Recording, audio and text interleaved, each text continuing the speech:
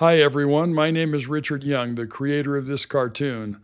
I'm not trying to adhere to any particular political ideology, though I must admit I am probably a little bit right of center in my thinking. With artificial intelligence providing the artistic talent, something I lack, I've been able to put my thoughts and ideas into these political cartoons. And if you find this interesting, I would appreciate you subscribing to this channel, liking the video, and even sharing it with your friends. Looking at today's cartoon, you will see that on the left, three children are doing exactly what kids are supposed to do. A little girl chasing her brother across a sunlit meadow, a toddler poking at the dirt with a stick, a kite in the sky, a soccer ball in the grass.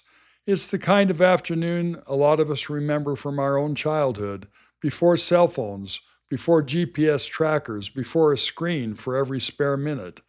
And then look to the right. Mom and dad are in handcuffs being marched to a squad car. Their crime? Right there on the sign, free range parenting. I'll admit I exaggerated for effect. That's what a cartoonist does. But the heart of this isn't exaggerated at all. Across the country, parents have been investigated, threatened, even arrested for letting their children do perfectly ordinary things.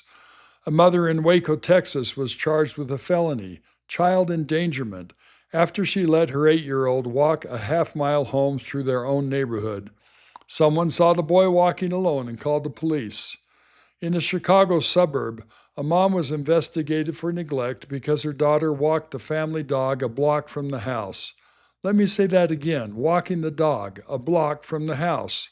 The phrase free-range parenting goes back to a writer named Lenore Skenazy, who in 2008 let her 9-year-old ride in the New York City subway by himself and then wrote about it. People called her, quote, America's worst mom, unquote.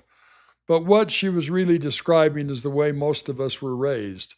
You went outside in the morning, you came home when the street lights came on, and somewhere in all that unsupervised time you learned how to handle yourself. Here's what I find encouraging, and I want to be fair because this is not a left versus right fight. Since Utah passed the first free-range parenting law back in 2018, a dozen more states have followed, red states and blue states, 13 in all now. They've all made one simple thing clear in the law. A child being unsupervised by itself is not the same thing as a child being neglected. That's about as bipartisan as anything gets in America these days. And there's real research behind it. Psychologists keep connecting the collapse of independent play to the explosion of anxiety and depression we're seeing in young people. It turns out that when you never let a kid take a small risk, you don't actually make them safer, you just make them more afraid. As one advocate put it, we may be killing our kids with kindness. I'm not throwing out common sense. There's a real difference between a 6-year-old playing in the front yard and a 6-year-old left completely alone for 2 days. Genuine neglect is genuine neglect, and we should take it seriously.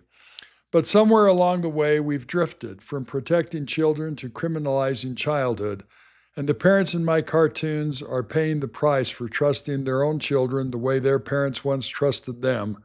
So I'll leave it with you. What do you think? Where exactly is the line between giving a child freedom and putting that child in danger? And who should get to draw it, the parent or the government? When you were a kid, would your own mom and dad have been arrested under today's standards? If the answer is yes, what does that tell us about the world we built for our children? Let me know in the comments. And if this made you think, please subscribe. Until next time, keep thinking for yourself.